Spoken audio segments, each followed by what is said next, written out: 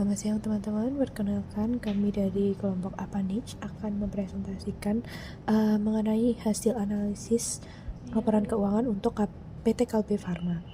Sebelumnya, perkenalkan untuk anggota kelompok kami, yang pertama itu ada Dwita Khairunisa dengan NIM 23 2023 032, Bintang Widya Ayundari dengan NIM 23 2023 033, Alicia Titi Nugrahini dengan NIM 23 2023 035, Calvin Nathanael dengan NIM 23 2023 040, Tabita Renata Dewi dengan NIM 23 2023 044, dan juga Gabriela Mutiara Cinta Safiar dengan NIM 23 2023 047.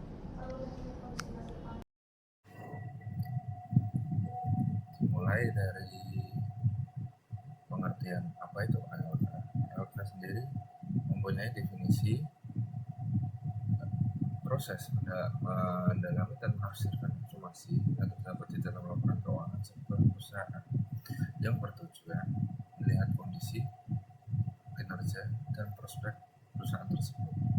Jadi, kesimpulannya, pengertian itu adalah proses sistematis untuk menilai kondisi keuangan, kinerja, risiko, serta prospek suatu perusahaan dengan menafsirkan informasi yang terdapat dalam laporan keuangan melalui perbandingan, perhitungan rasio, evaluasi tren, serta pemahaman konteks ekonomi dan industri tempat organisasi beroperasi, sehingga dapat menghasilkan dasar pengambilan keputusan yang tepat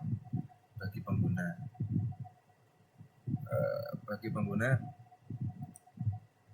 laporan tersebut dari pihak internal maupun eksternal dengan hasil yang akurat dan rasional dan dapat dipercaya akan menghasilkan profit maupun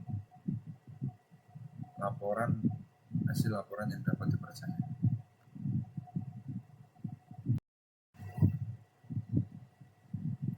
Lalu lanjut, ada profil perusahaan. Kelompok kami memilih perusahaan PT Kalbe Farma Terbuka. Perusahaan ini merupakan perusahaan terbesar di Asia Tenggara yang bergerak di bidang industri farmasi, terdiri dari 4 divisi utama. Itu ada divisi obat resep 23%, lalu divisi produk kesehatan 17%, divisi nutrisi 30%, lalu distribusi dan logistik 30%. Kalbe Farma bukan sekedar pabrik obat, melainkan entitas kooperasi terintegrasi di bidang kesehatan dan nutrisi dengan portofolio luas, jaringan distribusi kuat, dan pendekatan bisnis komprehensif. Posisi dan skala Kalbe menunjukkan bahwa perusahaan ini berperan besar dalam kesehatan pasar farmasi di Indonesia, serta memiliki daya saing di level regional ataupun internasional. Baik, selanjutnya adalah data-data yang digunakan dalam melakukan analisis, di mana data-data yang digunakan meliputi dana internal dan juga dana eksternal.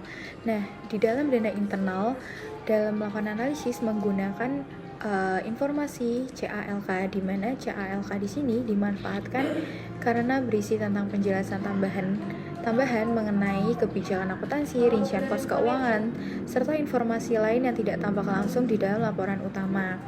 Kemudian, selain menggunakan CALK, dalam melakukan analisis juga mengacu pada Annual Report PT Kalbe, yang dimana dalam Annual Report PT Kalbe menjelaskan lebih detail tentang struktur organisasi, strategi bisnis, pembagian divisi usaha, risiko yang dihadapi, dan juga gambaran umum terkait industri.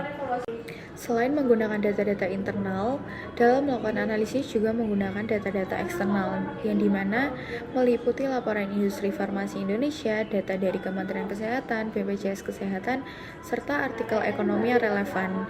Dalam data-data eksternal tersebut dipakai untuk melihat bagaimana kondisi pasar, tren permintaan terkait obat, serta kebijakan pemerintah yang berlaku, dan juga tantangan impor bahan baku yang berpengaruh besar pada perusahaan farmasi. Informasi terkait kondisi ekonomi juga digunakan untuk melihat bagaimana nilai tukar dan juga inflasi yang akan dipertimbangkan dalam menjaga stabilitas lingkungan bisnis dari PT Kalbe. Jadi penggunaan kombinasi dari data eksternal maupun data internal memiliki tujuan dalam melakukan analisis, di mana tujuannya adalah untuk menghasilkan sebuah analisis yang lebih komprehensif untuk melihat bagaimana kekuatan PT Kalbe dalam bidang industri farmasi. Selanjutnya, saya akan menjelaskan mengenai kinerja keuangan dari pendapatan dan laba. Dari hasil yang telah kami analisis menunjukkan bahwa Kalbe Farma terus membuktikan adanya pertumbuhan pendapatan dan profitabilitas yang konsisten. Di sini pendapatan perusahaan meningkat secara signifikan dari yang awalnya 23,1 triliun pada tahun 2020 menjadi 32,6 triliun pada tahun 2024. Nah, kenaikan ini menunjukkan kekuatan model bisnis Kalbe yang terdiversifikasi melalui 4 divisi. Nah, di lain sisi juga, laba bersih perusahaan juga tergolong stabil dengan kisaran 2,7 sampai 3,4 triliun per tahun. Stabilitas laba ini menunjukkan efektivitas perusahaan dalam menjaga efisiensi operasional meskipun menghadapi berbagai tantangan, seperti misalnya kenaikan bahan baku dan persaingan industri. Oke, selanjutnya struktur model dan tingkat risiko. Yang pertama itu struktur model yang kuat atau ekuitas lebih besar daripada liabilitas. Artinya sebuah perusahaan seperti PT Kalbe tersebut itu mempunyai modal sendiri yang lebih tinggi dibandingkan dengan hutang. Kondisi seperti ini membuat finansial perusahaan menjadi lebih aman dan stabil. Yang kedua, risiko keuangan rendah. Nah, karena hutangnya itu rendah, maka beban bunganya itu juga rendah. Jadi, risiko gagal bayar atau tekanan dari kewajiban finansial itu menjadi rendah. Nah, perusahaan ini tuh lebih fleksibel untuk mengatur keuangannya tanpa terbebani oleh cicilan hutang yang besar. Maka dari itu, perusahaan lebih fleksibel untuk mengatur keuangannya karena tidak memiliki beban cicilan hutang yang besar. Oke, yang terakhir itu ada ketahanan perusahaan terhadap tekanan. Nah, karena struktur permodalan tadi itu yang kuat, membuat perusahaan itu lebih tahan terhadap kondisi ekonomi yang tidak menentu, misalnya seperti inflasi, kenaikan biaya, atau penurunan penjualan. Nah, dengan modal sendiri yang besar, perusahaan tetap bisa bertahan dan menjalankan operasional tanpa perlu khawatir. Selanjutnya, saya akan menjelaskan tentang arus kas dan investasi dari PT Kalbe Farma dalam kurun waktu 2020 hingga 2024. Nah, analisis ini akan dipermudah dengan gambar diagram yang sudah saya tampilkan pada slide, yang dimana diagram berwarna biru menunjukkan arus kas aktivitas operasi, warna merah untuk aktivitas investasi, serta warna kuning untuk aktivitas pendanaan. Pertama, kita akan berfokus pada aktivitas operasi, yaitu diagram berwarna biru. Dalam diagram tersebut ditunjukkan bahwa meskipun memiliki angka yang berbeda di tiap tahunnya, namun dari tahun 2020 hingga 2024, PT Kalbe Farma menunjukkan arus kas aktivitas operasi yang positif secara konsisten. Hal ini berbeda dengan diagram berwarna merah, yaitu arus kas investasi, yang dimana diagram ini menunjukkan arus kas yang negatif secara konsisten dari 2020 hingga 2024. Artinya PT Kalbe Farma ini memiliki pengeluaran untuk membeli aset jangka panjangnya lebih besar dibanding dengan pemasukan dari penjualan produknya. Hal yang sama terjadi juga pada aktivitas pendanaan, di mana arus kas aktivitas pendanaan dari diagram kuning tersebut menunjukkan bahwa dari tahun 2020 hingga 2024 berada pada angka yang negatif secara konsisten. Hal ini menunjukkan bahwa PT Kalbe Farma itu memiliki pengeluaran aktivitas pendanaan yang lebih besar dibandingkan pemasukannya.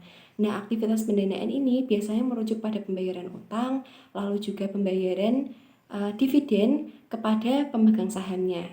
Nah, dalam annual report 2024 juga ditunjukkan bahwa PT Kalbe Farma ini termasuk yang konsisten dalam memberikan dividen kepada pemegang sahamnya.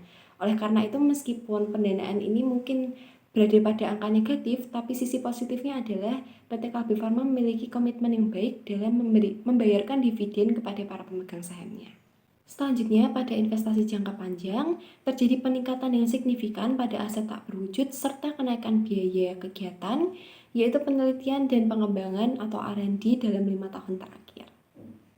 Baik, jadi kesimpulan yang kami ambil dari analisis yang sudah kami buat yaitu untuk PT Kalbe Farma ini memiliki posisi yang sangat kuat, stabil, dan juga memiliki prospek yang positif. Hal ini juga didukung oleh beberapa faktor yang tentunya memproyeksikan perusahaan ini mampu untuk melanjutkan pertumbuhan moderat dalam beberapa tahun ke depan. Nah, untuk prospek ini bisa tercapai apabila perusahaan itu tetap mampu mengelola risiko biaya bahan baku, mengefisiensikan persediaan, dan juga mempertahankan keunggulan inovasi di tengah dinamika industri yang semakin maju dan semakin berkembang.